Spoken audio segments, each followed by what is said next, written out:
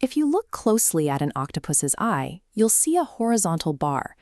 That unique shape gives them a 360-degree field of vision, a necessary defense in an ocean full of predators.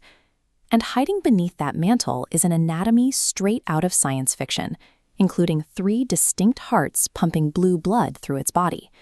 But their nervous system is what truly sets them apart. Instead of a single centralized command center, an octopus has a main brain that networks with highly developed nerve clusters distributed across all 8 of its arms. Because of this decentralized setup, each arm operates almost like an independent mind. The millions of sensory cells lining their suckers allow them to physically taste, feel, and manipulate their environment simultaneously, without waiting for instructions from the central brain. This biology translates into serious problem-solving skills. When researchers place an octopus in a tank with a crab locked inside a screw-top jar, the animal figures out how to open it in seconds. They have even been documented entirely dismantling complex, waterproof camera housings underwater, pulling off metal clamps through sheer physical force and suction. Biologists studying them closely equate their cognitive capacity to that of a dog or a cat. They recognize faces, they love to play, and they plan ahead. We are looking at a highly capable, intelligent creature. Despite a massive internet following highlighting their brilliance, the octopus occupies a strange space in our culture. Across the Mediterranean, they remain one of the most heavily targeted species for our dinner plates. Catching them is a practice hundreds of years old. For generations, traditional fishers have headed out a mile or 2 from the harbor, setting a few traps to catch a small yield, just enough to feed their families and supply local independent restaurants. But that historical balance is breaking down. Today, those local fishers are pulling up empty traps. The species is noticeably vanishing from the shallow coastal waters. To protect the breeding population, Greek coastal authorities strictly regulate the hunt. By law, a single fishing vessel is limited to a maximum of 1,500 octopus pots. The reality on the water is completely different. Commercial vessels are routinely ignoring these limits, with some ships deploying up to 30,000 traps at a time, overwhelming the local ecosystem. These operators often drop their pots into waters shallower than 10 meters during the officially closed breeding season. These containers become deadly shelters, catching young octopuses en masse before they ever have a chance to reproduce. Local port police lack the boats and personnel to stop it, so environmental organizations like Sea Shepherd have stepped in. Their volunteer crews patrol the Aegean Sea, using grapples and winches to manually haul up miles of illegal trap lines from the seabed. The commercial fishers view this intervention as a direct attack.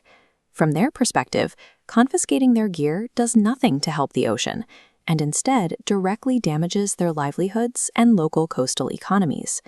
As the two sides fight over gear and territory, the local octopus population continues to plummet. The official regulations are failing, and this escalating conflict cannot mask the fact that the Mediterranean is being rapidly overfished. Removing an apex predator from the seabed has immediate, visible consequences. You can see the direct impact in the sprawling, shallow lagoons south of Venice, Italy. The region is currently suffering through a massive invasion of blue crabs. Without their natural predators to keep them in check, these crabs are swarming the northern Adriatic Sea in the billions.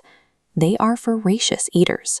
The crabs use their powerful claws to slice straight through the protective nets set up by local farmers, breaking open and consuming the clams and oysters inside.